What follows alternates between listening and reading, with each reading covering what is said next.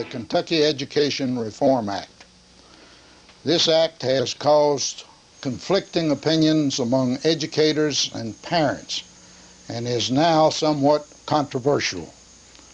To discuss it, we have with us this evening Dr. Duane Tennant, the superintendent of the Glasgow Independent School District, Jane Simmons, who teaches at least one class down at Western, but she's here primarily because of the fact that she is the mother of two students at Green Street Elementary School and is also on the site-based management council down there, which is an innovation under the KY Act.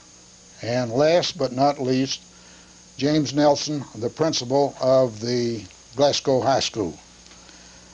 Dr. Tennant, we will start with you and ask you to briefly give a history of how this act came about and what it is supposed to accomplish. Well, first of all, the act came about from a Supreme Court decision which challenged the financing of the schools in Kentucky, and that was filed by a number of school districts in the Commonwealth. And in that decision, the Supreme Court ruled the entire system unconstitutional. And when they did that, they directed the General Assembly to create an equitable system of education for the youngsters in the state of Kentucky. And that was done then in 1990 with the Kentucky Education Reform Act. One of the purposes of the act was to eliminate or at least reduce political influence insofar as school policies were concerned over Kentucky or throughout Kentucky. Briefly tell about that and what the results have been insofar as you know. Well, one of the major things that was done was were a number of statutes passed that created the employment practices that we have in Kentucky now. And at this point, the major employing person is the superintendent in the school district. And the superintendent is the person who does the employing rather than the Board of Education. And the thought was that that would take the employment picture for the state out of the political realm of the Board of Education. Did it also affect, Mr. Nelson, the composition of the board in regard to who could serve? Well, I think that in terms of the site-based council, one of the major problems that you have is that you have a ratio of 3 teachers, 2 parents, 1 administrator. So in terms of site-based councils, I can see that the ratio in terms of representation is a problem. We've got a number of folks out in the community who are being taxed, but who are not being represented through the site-based councils. Mrs. Simmons, he's brought up the site-based council.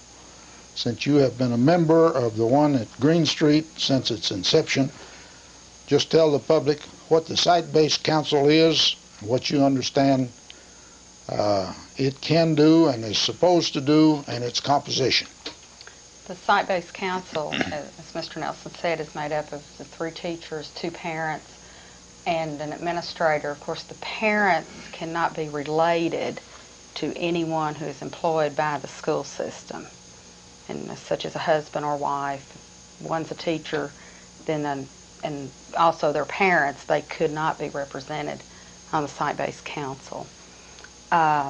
The council is responsible for the management of the schools. To a certain extent, we can determine the curriculum, work with the budget for the school. One of the main functions of the council is if there's a vacancy in the principal's position, the council would interview and recommend who would be hired for that position, for the principal's position. We can work a lot with the technology programs and just the different functions of the school day to day. Is there any limitation insofar as whom you might choose as a principal? In other words, can you all go out and interview or submit 5 or 6 names yourself, or is there a limitation coming from some other part of the school administration? We get a list from the superintendent of candidates for that position. And then you have the right, that is, the council chooses from those applicants. Mm-hmm. And suppose... And gives the recommendation to the superintendent. Okay. Now suppose he submits 3 names and the council doesn't like any one of the 3. Do you know what happens after that? I think there are school systems in the state who have been without principals for quite some time due to this. I think they can ask for more applications, and you just keep going round and round. So it is true then that that system, insofar as selecting principals is concerned, has created controversy in the state, and even right now we do have some schools that are without principals because of that, and there's litigation concerning them. Is that your understanding? That's my understanding. Dr. Tennant, let's get back a minute. I'm not sure Mr. Nelson understood my question a moment ago. Is there any limitation on who can serve on a school board? Persons cannot serve on the school board who have relatives who are employees in the school district. And consequently, if someone is on the Board of Education, their relatives, their immediate family relatives, cannot be employed by the Board of Education, by the school district. It was generally conceded in the state that the worst offenders of having relatives of board members in the school system were the systems in eastern Kentucky. Based on your knowledge of how KARA has worked since its inception, has it improved the conditions in the eastern part of the state in that regard? Well, I think to a certain extent it has. However, you have to think of those school districts in the eastern part of the state who are the major employers in those communities. And there's still politics involved, I'm sure. From the discussions that I've had with some of those folks, those are some difficult situations, and they're still happening. Again, from the standpoint of the boards and the state, let's back up a minute. Let's talk about the powers of the state in regard to the school system now, and how KARA is set up from the standpoint of the top down. Well, the State Board of Education adopts regulations, and those regulations direct certain things to happen in the school districts. Who appoints the State Board of Education? The State Board of Education was appointed by the governor and confirmed by the legislature. Now you have an individual that supposedly is the head of the state system. Who is that, and what's his title? The Commissioner of Education is the title, and Dr. Thomas Boyson is that person. and he was appointed by the State Board of Education. And for what period of time initially? 4 years. Has his contract been extended? Yes, it has.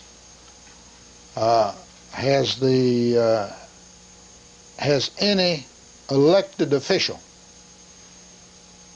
had anything to do with his appointment or his employment? Not directly. Has that created a controversy? Yes, there have been bills introduced in the legislature to have the General Assembly get into the act and be a part of that process, or at least to confirm his appointment. I believe that bill has already passed the House.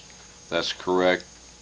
The information in the newspaper is, though, that the Senate is a little reluctant to confirm that or to pass that measure.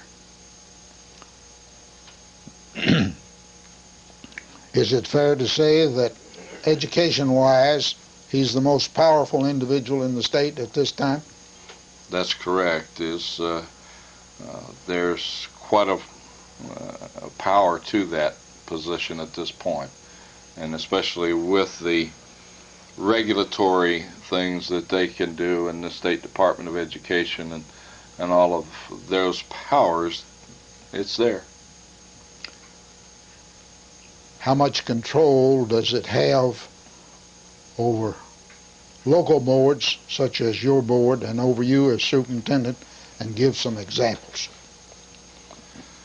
Well, originally, when the act was passed, there were a number of regulations that came out, and they continue to be promulgated from the state about, for instance, how we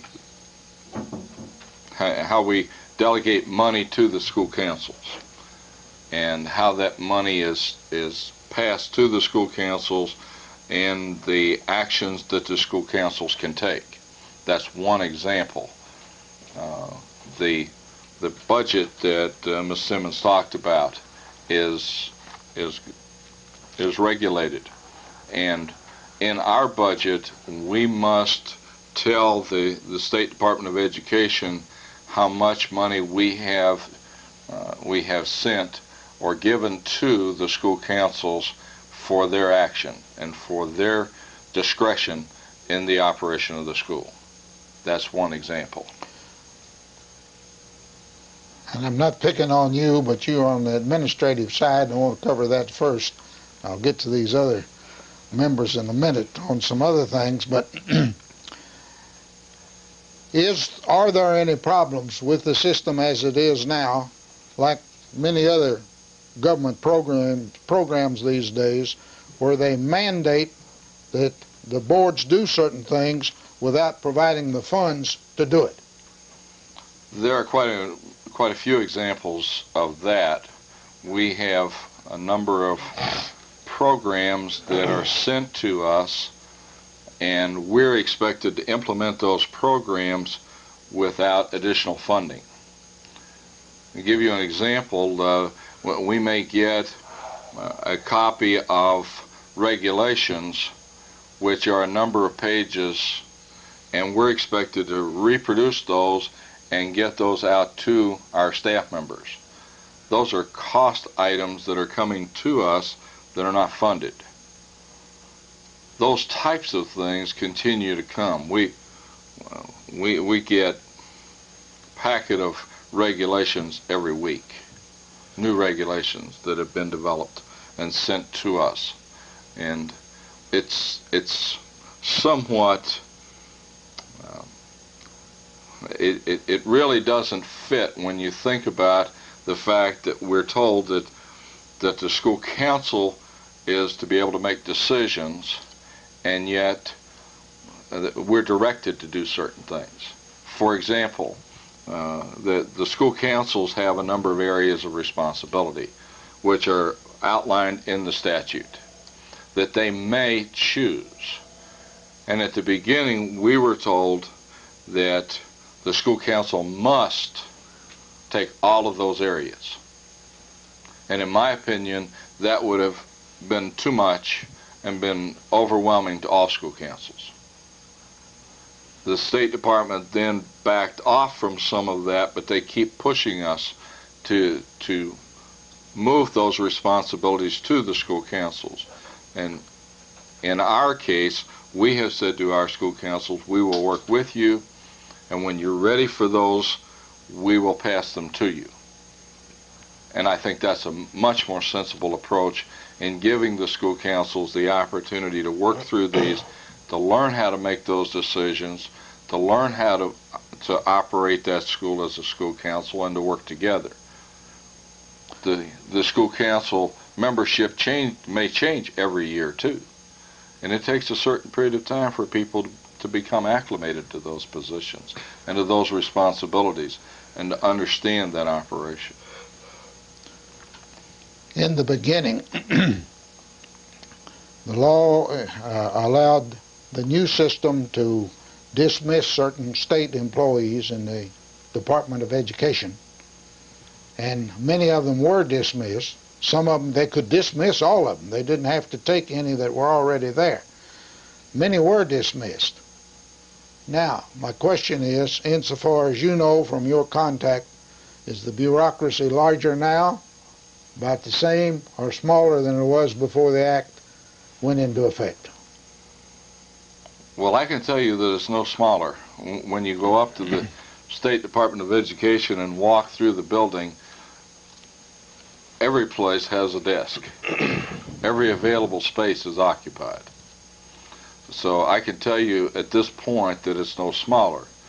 I can give you one example of a relationship coming from a state that's much larger than Kentucky, has about 3 times as many students, with a State Department that's 1/2 the size of Kentucky's. I believe that state's Ohio. That's correct. Mr. Nelson, I think we ought to give Dr. Tennant a rest. All right. How do you and your council, you do have a site-based council.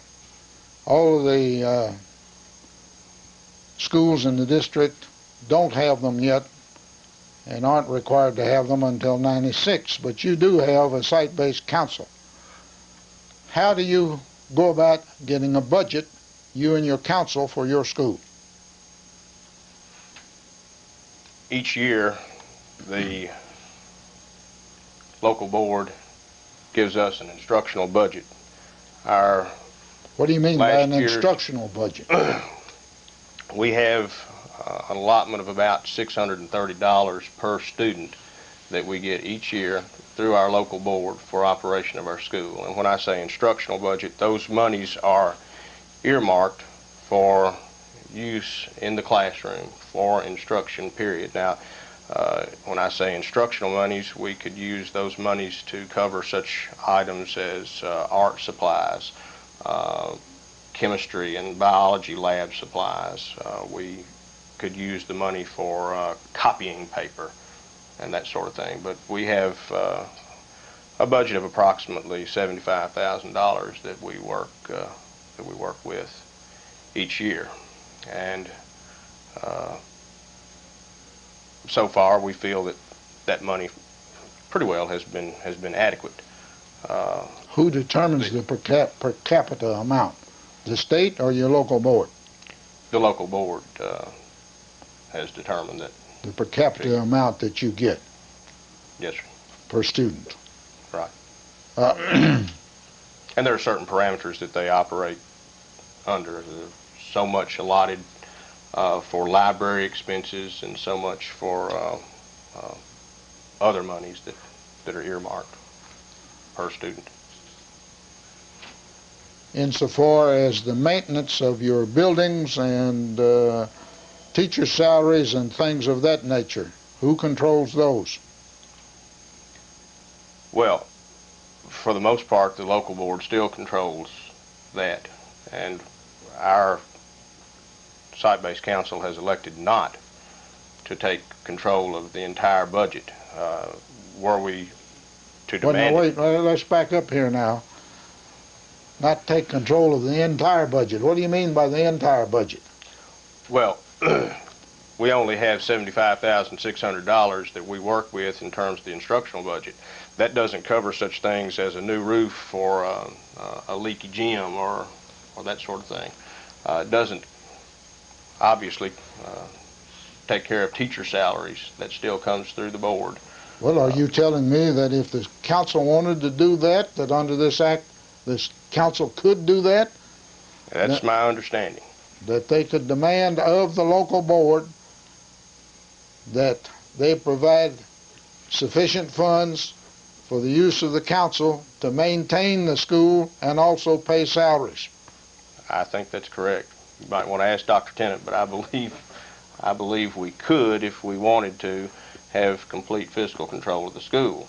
Do you agree with that, Dr. Tennant? Well, the salary portion of it is correct. What we are expected to do if the school council were to take the entire budget would be to allocate the amount of money for that staff on a total basis. Then if there are replacements, we're to allocate 95% of the district average. Then if the council did not use that amount of money, it would revert back to the Board of Education to be reallocated. Well, are the two of you saying in essence that if the council wanted to, they could, within certain parameters, set the salaries of the teachers in the school? No. Board of Education sets the salary for the staff. The Board of Education establishes the total budget. But within that, then, the school council, through their principals, we set the staffing level in the building. And I get that staffing level from the principals, and they can determine those staffing levels within the various classifications. In other words, they could say to us that they want X amount of teachers, they want this number of teaching assistants or teacher aides, they want a certain number of custodians, a certain number of people in the library, a certain number of counselors. And as long as all of that fits within that financial allocation for that building, then that council would be privileged to do that, and would be privileged to have that allocation. Mr. Nelson. We might want to add too that there is a state minimum salary schedule that we have to meet. So that if we have a teacher who, for example, is rank 3, simply has a bachelor's degree and is pretty well a beginning teacher, then there is a certain minimum salary that we pay those teachers. On the other hand, if we have someone who is a rank 1 with 20 years experience, then we pay them obviously more. But there is a minimum set by the state, and we have to meet that. We can exceed that amount of money, but we at least meet it. Ms. Simmons, do you have any comments about the budget for an elementary school such as Green Street? No, it's an area that we've discussed many times, but we do have the instructional budget, and right now that's all that we are dealing with. Just the instructional budget is that's all you've ever dealt with? Yes. Down there at Green Street? Yes. Now, from your standpoint as a member of the council, what powers does the council have, and what powers is the Green Street Council actually exercising? Well, the council operates, of course, we have bylaws and policies and procedures that are in line with the district bylaws, that we have to follow those.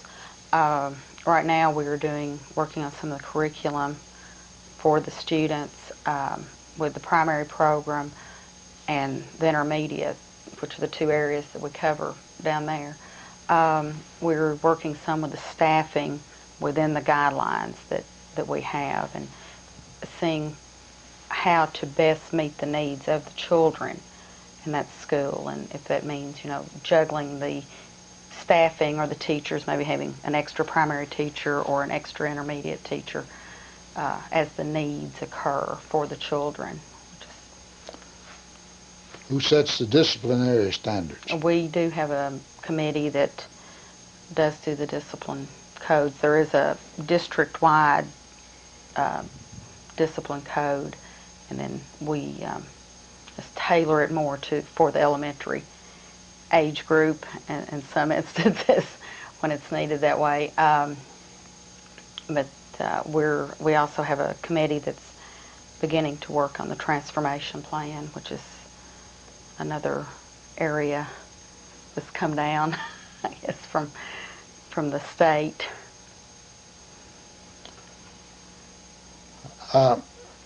Based on your experience down there, how much input have you actually had as a parent in the council? Well, I don't know, I've really never thought of it to see what I had done. I feel like that my opinion is heard and taken into consideration with everything else, since there are only 2 parents on the council, and 3 teachers and the administrator. We've learned a lot. I feel like the parents have about the operation of the school system and really what goes on and with the teachers and how their jobs affect everything. The CARA has affected, I think, the teachers' stress levels in some case and raised those. There have been more demands put on the teachers, so we're trying to work and help the teachers be able to teach the children, because that is the reason. And I feel like that's the reason the council is in place. It's for the children, for the best education the children can get. I think that was the purpose of the council. That's right. Now my question is it working out? Yes, I think we've done some things that we've done quite a bit of work with the primary program. Of course, it was just getting started when the council started, the ungraded primary, and we did quite a bit of work with that. We're working more now with, we have standing committees that do curriculum and needs assessment. We do needs assessment yearly usually to see what the needs of the teachers and the parents are. And then we try to act on those needs as we're able to do those. Is it fair to say that the teachers on the council dominate it? No, not on our council. Not on your council? Not on our council. Okay, that's what I wanted to know, one way or another. I have heard that one of the objections to the system is that there are not enough parents on it, and that the teachers dominate the councils. And it's not true with your council. That's not the case in our council. I do think that parents probably should be equally represented. That's a personal opinion. But our council does, we usually, we've always reached consensus, which is the way that that we are, the preferred method of reaching a decision is by consensus. But I do think if more parents were involved, if another parent could be on the council, it would maybe make for even more parent involvement. Meetings are open to the public, and any parent is invited, or anyone in the community is invited to any of the site-based meetings, and they're publicized on TV. The announcements are always made, and anyone is welcome to come to the meetings. We don't have a lot of parent involvement at the meetings, but we do have parents on all of our standing committees. Well, of course, one of the purposes of the act was to get more parent involvement in the educational process. Have you noticed that it is any greater now with the council than it was before CARE? No, not really. The elementary schools, I think all three of the elementary schools here have a very active PTO organization, a parent-teacher organization. I think a lot of the parents come to that, and that's where they do their input rather than taking time out from their schedules to come to the site-based meetings. Now, one of the new features of the Act, insofar as elementary schools was concerned, or are concerned, is the combining of kindergarten and the first 3 grades. What has been the experience at South Green in that regard?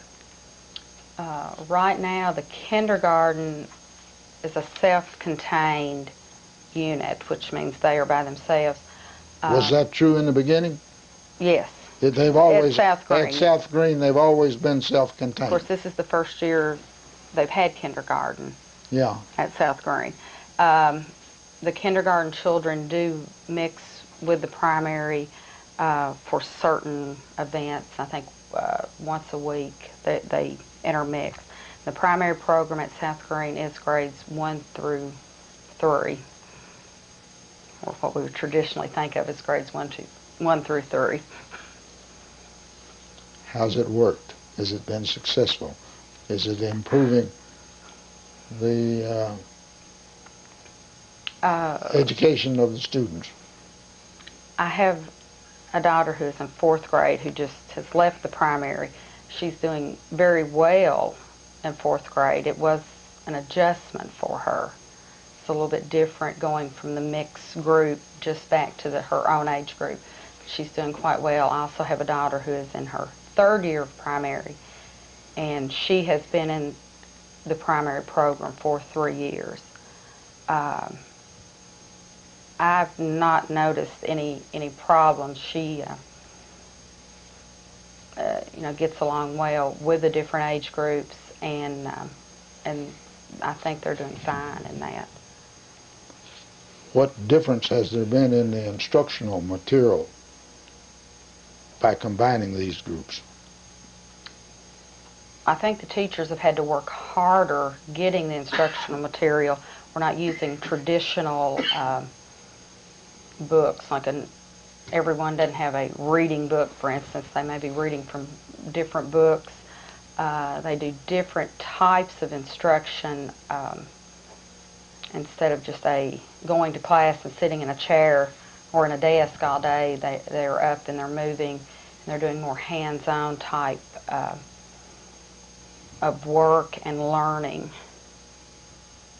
Insofar as you know, has there been any comparison between the reading abilities of the students in the system that have, well, I guess that's true in all the systems, though, now. You're using that in all the elementary schools in the district. That's correct. So there's no way to compare to whether they are reading better as a result of the new system at that age level than they did under the old system. There's no way to compare that. Not that I'm aware of. I've been wondering about it because I've heard some parents claim that had students in both systems, and they say that those coming out of the new system can't read as well at the same age as those under the old system. I don't know. But that's one of the controversies apparently in the state. What changes have been made insofar as instruction's concerned in high school? I think that probably we're seeing more group work than we've ever seen before. Our students are working together toward responsible group membership. We're seeing concentrated effort on process writing as opposed to mechanics. I can remember a number of years ago, if you turned in a term paper, for example, and you had a misspelled word or a run-on sentence, that was taboo. You were going to receive a failing mark in all likelihood for that paper.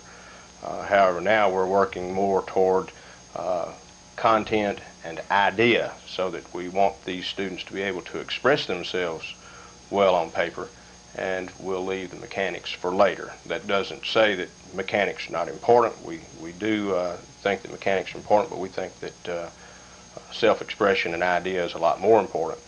We're working on process versus content in all of our courses, especially our science courses. We're working toward use of scientific method.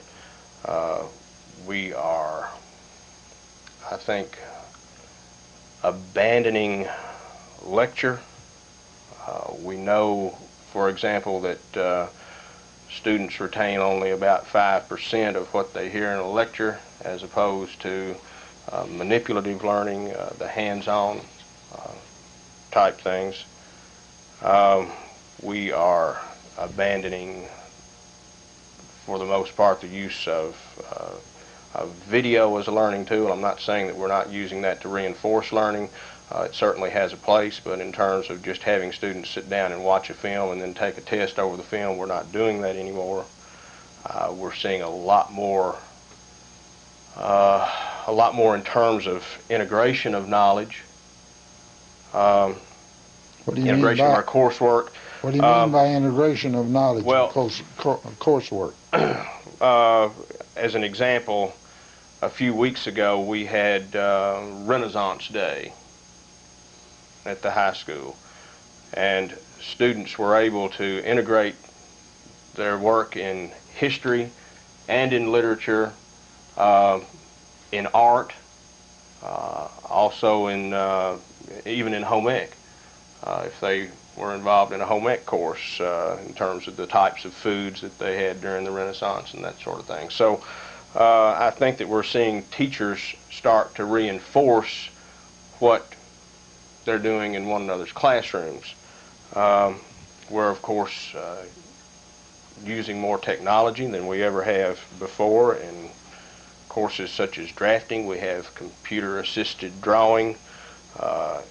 We will soon have available to our chemistry and biology people the use of probes, so that they can determine pHs and that sort of thing. We're doing a lot more collaborative teaching. We are concentrating, for example, on thematic units. I can see probably next year that on a given 9-week period, or perhaps on a semester basis, we might have a general theme such as power, and concentrate all of our learning, or let it revolve around the central theme of power.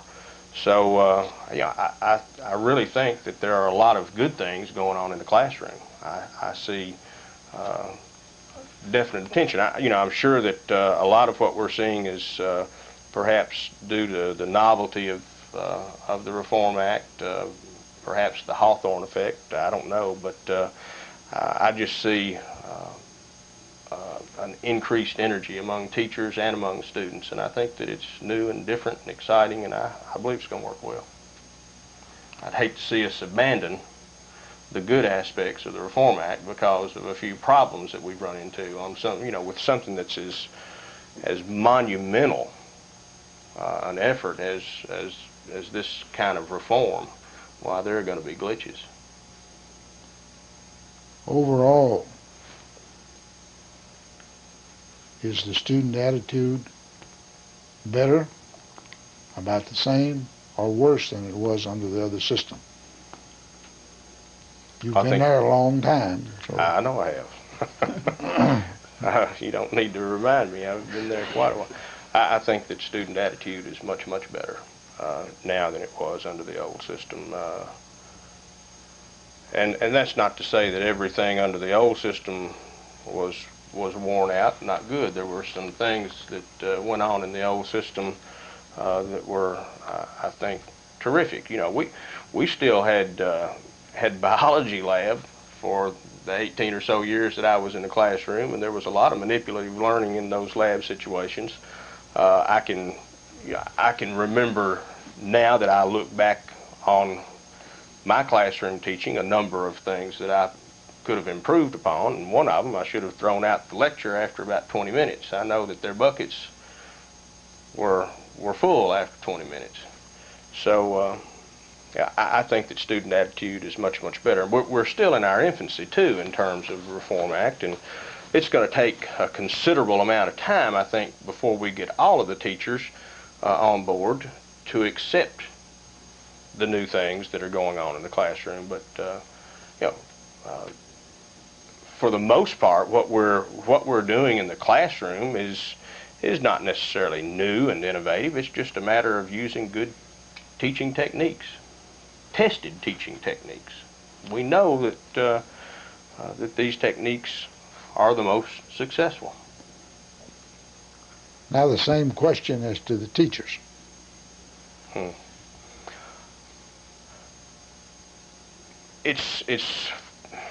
It's frustrating, I think, for a lot of our teachers. At the same time that they're excited and ready to embrace change, I think that they are frustrated in that here we are redesigning the plane and having to fly it too. We can't do it all at the same time, or at least it's difficult to do it all at the same time. Teachers need to be retrained to some extent, because a lot of them are teaching by techniques that they learned from their teachers back in the 1960s, where lecture was the name of the game in a lot of the courses. So a lot of these teachers that we have in the classroom now are simply emulating some of their teachers, and it's going to take time for us to retrain those teachers and expect them to change. But I see an excitement among the faculty and staff at our school. I think that they're ready for a change. It's just a matter of now supplying the time and the retraining effort that it's going to take to get things accomplished. And that's the biggest complaint, I guess, that I hear, is that we have a problem with time, which is nothing new. You know, we have this term that we're throwing around now called selective abandonment, and what that amounts to is that we have so much information to try to pass on to children that it's just impossible. I remember a few years ago when I was in the classroom, I told my students, this is going to age me, I guess, but I told my students that we were doubling our knowledge every 10 years. So that'll tell you about when this happened, because now I think we're doubling our knowledge every 2.5 to 3 years, the amount of raw knowledge that we have. So I'm reminded that in 1962, I was in a high school biology classroom myself, in Miss Lee Smith's biology class. We studied all sorts of living things. We studied the amoeba and the paramecium and the euglena, all these microorganisms, you know. And they were and still are relevant in that, you know, Entamoeba histolytica still causes amoebic dysentery. So the amoeba is still worthy of our study. Well, that same year, 1962, is when Watson and Crick were awarded the Nobel Prize for their work with DNA. My Holt Reinhardt Winston High School biology book had, I believe, 2 paragraphs on DNA. Well, now we have entire chapters in the textbook devoted to genetic engineering and DNA and all of that. We have entire chapters devoted to virology, HIV, AIDS, that sort of. We have all of this vast amount of information to pass on, but biology is still a one-year course. And it's the same with chemistry, it's the same with physics, it's the same with all of these other courses, and teachers don't know what to throw out. And history hadn't slowed down any. We're still going on with history just like we have been in the past, but you know, do kids need to know that Balboa discovered the Pacific Ocean in 1513. I think probably not. It's more important to know that Kennedy was assassinated in 1963 or whatever. Now you're bringing me to the question that I'm going to get back to Dr. Tennant. When they passed the act, there was 7 or 8 things that the new system was supposed to accomplish in the students. What were they, and what are they? Well, basically, those are the goals that the students were to have, and if I were to synthesize those, they're basically the communication skills, the ability to communicate with mathematics, the ability to work together with other people, and to think and to problem solve. Those are the types of goals that were established for CARA. In your opinion, is the new system beginning to accomplish that? Yes, I believe it is. It's taking a great deal of time for us to move in that direction, but I see our students being able to communicate with one another. They are learning to work together. They are practicing that in the classroom, as Mr. Nelson said, and those kinds of things are beginning to happen with our students because our staff has changed their method of working with the student. And so I see a lot of those things happening. I see youngsters who are writing a lot more now than they ever did before.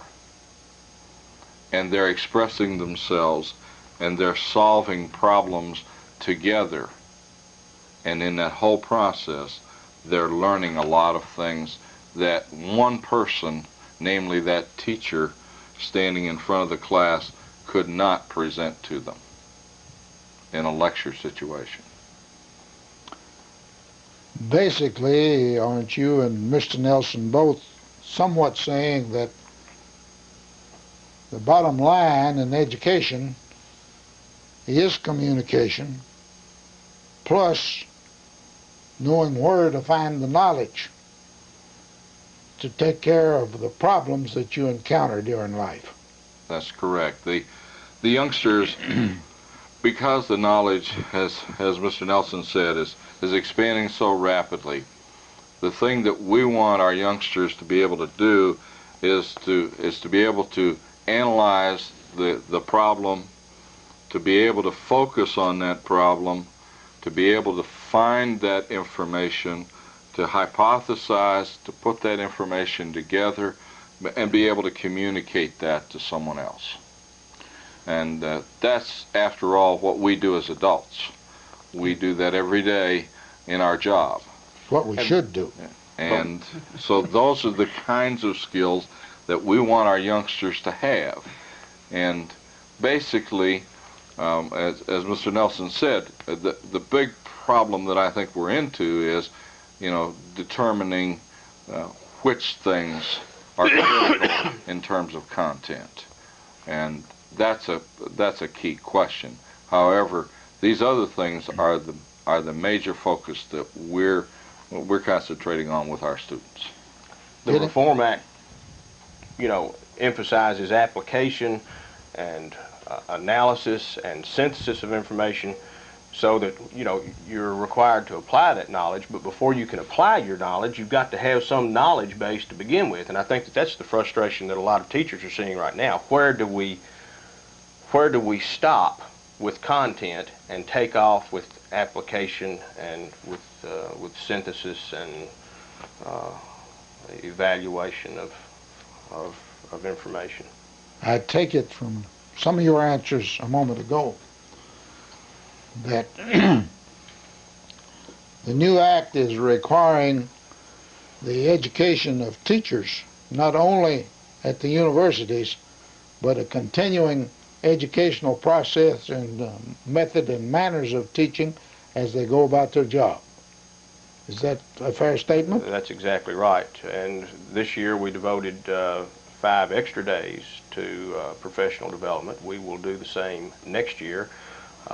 We're going to be trying to align our curriculum with high school restructuring and the transformation of the high school. It's going to be pretty well mind-boggling the amount of time that it's going to take. But we're doing our best, I think, to engineer our high school to meet the individual needs of the student. In that, I think it's 1997, and I'm not sure, but I think by 1997, when that group of students enter high school, and who will graduate in the year 2001, when those students come into high school from the 8th grade in 1997, they will have in front of them an individual graduation plan worked out among their teachers, their parents, and themselves, and the high school counselors or 8th grade counselors. And when they hit the high school, we'll hopefully have an advisor program set up so that each certified employee in the high school will have about 16 or so students that he or she is responsible for in terms of being an advisor. We hope that in terms of the way we want it to work at our high school, we hope that we'll have 4 freshmen, 4 sophomores, 4 juniors, 4 seniors, so that each year you'll have 4 students who graduate and 4 freshmen who come in to take their place, so that you'll have an interaction there among the 4 levels of students. We know that by that point in time, the curious exam will probably amount to a set of exit criteria, so that these students will have to perform up to a certain level on the curious assessment in order to graduate. Now that brings up another question that tossed in the air. I don't know who wants it. There have been noticeable complaints in the papers, and then I've heard them individually about the new testing in the system. Are they valid? The complaints? The complaints or the tests? Well, are the complaints valid about the test?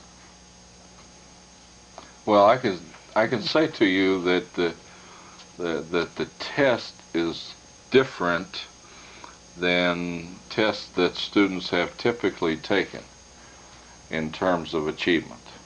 The tests that are given require the student to communicate, to analyze. It's not just a knowledge test. It's an application test. It's a performance event.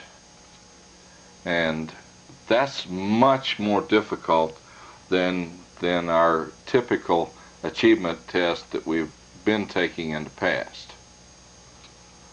For instance, in looking over the test, one of the things that the students have to do is to be able to, and they can pick this, but one of the questions that I recall from the test, a typical test item was to pick a city in the United States or in the world and tell why it was located where it is. In other words, what's the economic factor to it, what's the historical factor, what's the geographical factor, what's the climate, so that the student really has to know a great deal more. And when people talk about there not being any content, it's pretty difficult to answer that question if you don't have some content knowledge. And so the test is extremely difficult. As I looked at the math portion of it, a student wouldn't do well unless they've had some algebra and some geometry. And I'm talking about the high school test, obviously. But they would not do well on that test. They might achieve the novice, but they're not going to get to distinguished. we're in the process of taking the KYRIS exam right now. We took the writing portion today. We'll be taking our seniors, especially, will be taking the math portion tomorrow. But we're scrimmaging with all of the other classes, freshmen, sophomores, and juniors. The seniors obviously are a portion of this biennial accountability report, so it's very serious for them to take to do well on the test. They were tested in reading this morning. They'll be testing in math tomorrow, then science the next day. These tests are designed to last about an hour and a half, but if the students need more time, want more time, then it's available for them. They can have as much time as they want in order to excel on the test. I'm gonna estimate that about 50% of our seniors required not just a little bit more time today on the reading portion, but a significant amount of time in terms of probably an hour or so that they needed above and beyond the hour and a half that was allotted for the test. Another complaint. Very challenging is what we're trying to say. The tests are extremely challenging, but the students, for the most part, are finding the exams to be interesting, well written. You know, they stay on task. They really they are doing a yeoman's job at this point in time. Another complaint that I've read about and hear about is that it's handicapping your gifted students. True or false? I don't think so. I think it's from my standpoint in reading that, I think it opens it up. The open-ended questions are not confining at all, and for a gifted student, they could go as far as they can go. And I don't see it handicapping them at all. I think that we may be robbing some of our better students of a little bit of time in terms of classroom time spent on content material. Take, for example, let's say algebra or pre-calculus or calculus. Obviously, those courses are pretty well content-oriented. In order to do well in calculus, you just have to address all of those various problems that you need to be able to solve in calculus. Same is true in algebra and algebra 2 or in geometry. So if we have to take time out of the classroom to devote to such things as the math portfolio, which deals for the most part with open response problems, general knowledge type problems, kind of a common sense approach to problem solving, and then putting down on paper a certain amount of evidence that you have at least dealt with this type of problem. So we have to have those inclusions in the math portfolio. Well, I can see where that might be a little bit of a handicap for some of these advanced students who need to be dealing with, specifically in calculus, content if they're going to go on, for example, and take the AP exam in May. And we have students each year who do go on to take the AP exam, and by the way have done in the past very well on it. We've had students for the last 2 years to make 5 out of 5 on the AP exam. I hope that we can continue there, and I hope that we can continue to do well on the ACT and the SAT and those types of tests that are so valuable in terms of college. I thank each one of you for appearing. We've got about 30 seconds here. I think generally speaking, each of you think that the new system is an improvement. I also gather that it's like anything else that's new. There's some things that could be better and need fixing, but that overall Kentucky is better off by having adopted this system, and that the public should be patient and give the system time to work, and as time goes on, it will get better. And again, I thank each one of you for appearing here, and I think it's been beneficial and helpful to the public. Thanks a lot. Thank you.